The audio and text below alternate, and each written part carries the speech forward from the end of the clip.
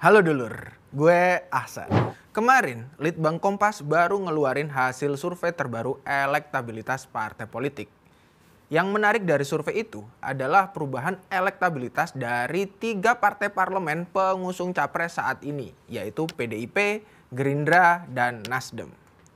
Dari ketiganya, ternyata cuma elektabilitas PDIP dan Gerindra yang naik, sementara Nasdem malah nyungsep.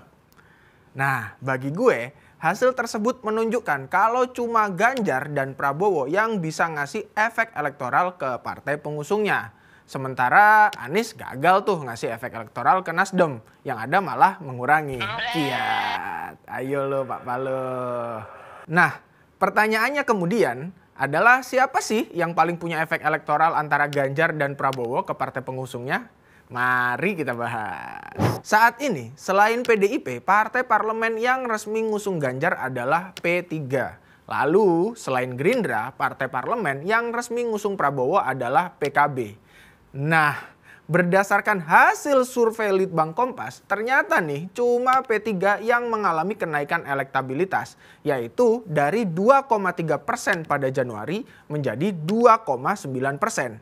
Sebaliknya, hasil survei PKB justru turun dari 6,1% pada Januari menjadi 5,5% pada survei yang paling baru. Penurunan elektabilitas juga terlihat dari partai parlemen lain yang mulai merapat nih ke Prabowo. Siapa lagi kalau bukan Golkar. Elektabilitas Golkar ternyata turun tuh dari yang udah tinggi 9% malah nyungsepnya jauh banget. Jadi cuma 7,3% pada Mei 2023. Dari sini sih jelas tuh terlihat kalau efek elektoral Ganjar lebih besar dari Prabowo ke partai parlemen pengusungnya. Menurut gue, kondisi tersebut sebetulnya cukup berbahaya loh bagi PKB dan Golkar. Kedua partai tersebut berpotensi hanya jadi mesin politik bagi Prabowo dan Gerindra saja di pemilu 2024 nanti. Sementara mereka bisa jadi nggak dapat apa-apa tuh. Nah, bila tujuan utama partai politik ikut pemilu adalah masuk ke parlemen dan menempatkan sebanyak mungkin kadernya sebagai anggota DPR, maka itu sangat mungkin tidak terjadi di PKB dan Golkar. Cuma Gerindra nih yang bakalan pesta pora. Senang-senang banyak dapat kursi, tapi Golkar dan PKB merana. Ayo lo Caimin dan Pak Erlangga. Kalaupun PKB dan Golkar berharap bisa dapat kursi nyaman di kabinet, bila nanti nih seumpamanya Prabowo menang, toh belum tentu juga tuh Prabowo bakalan menang.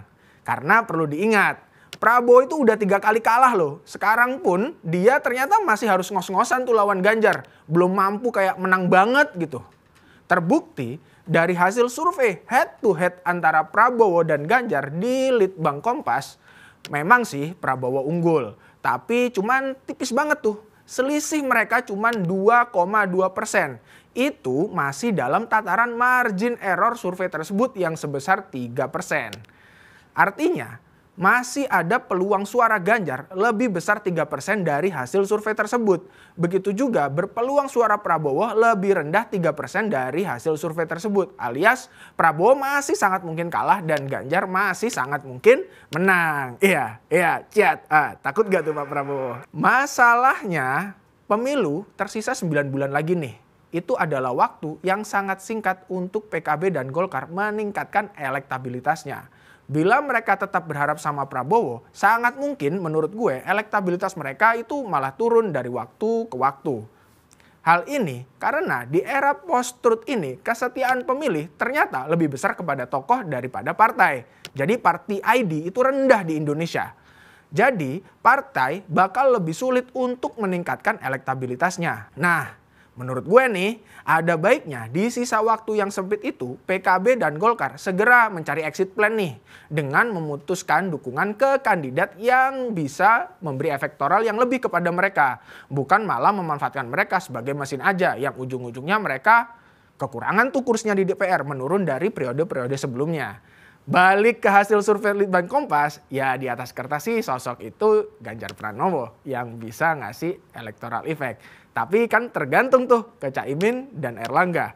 Mau tetap sama Prabowo atau pindah ke Ganjar. Ayo loh, ciat, bye-bye.